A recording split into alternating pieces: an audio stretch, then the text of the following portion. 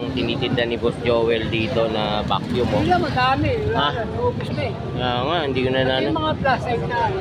Ay, meron ka rin dito na Oo, ano. nakuha na sa pagpiraso. Sige, 50. Ito yung ano. Oh, vacuum guys, mini po vacuum to. Price yan. 50 pesos lang. Diba? Magkano benta mo dito? Kahit 300 na lang. 300. O 200, sige. Oh, 200 na lang daw oh. Para.